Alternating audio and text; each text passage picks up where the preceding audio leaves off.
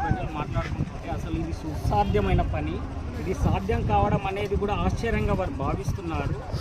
ఈ నీటి కాలువ ద్వారా ఎంతమందికి రైతులకు లబ్ధి చేకూరే అవకాశం ఉంది?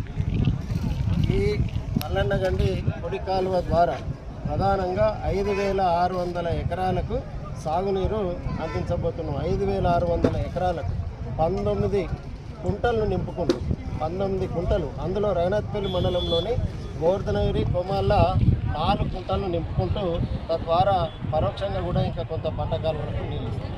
దాదాపు అత్యధిక రిజర్వాయర్లు కూడా మీ నియోజకవర్గంలోనే ఉన్నాయని చెప్పి తెలంగాణ రాష్ట్ర వ్యాప్తంగా అయితే వినికిడి. మరియు దాదాపు ఈ నియోజకవర్గంలో అంత ప్రజలు హర్షం వ్యక్తం చేస్తూ సస్యశాలం అమలంగానే ఉన్నదని చెప్పేసి మీరు భావిస్తున్నారు. 100%. ఎందుకంటే ఆ రోజు ఈ ప్రాంతానికి పిల్లనియాలంటే కూడా భయపడే రోజులు. ఎత్తైన ప్రాంతం, బోరేసుకుని నీళ్ళు ఉన్నాయి, పెట్టలేదు.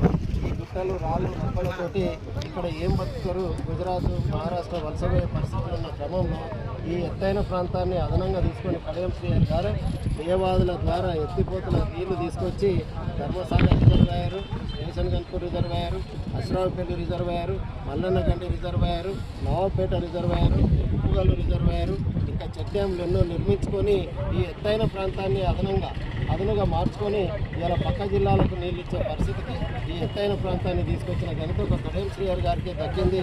మా ప్రాంతం ప్రతి ఎకరాకు ఈ గుట్టల నుండి కాలువలు పోతాయని ఎవరైనా మనం అనుకున్నామా? వారు ఆలోచించి గుట్టల నుండి కాలువలు తీసి మరి రైతాంగానికి నీళ్ళు అందిస్తుండు.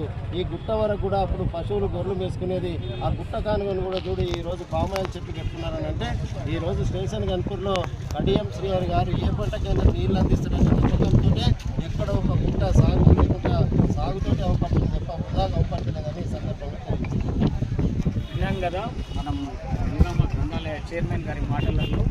స్టేషన్ గన్పూర్ నియోజకవర్గం నిజంగా వరంగా భావిస్తుంది. స్టేట్ ఇంటి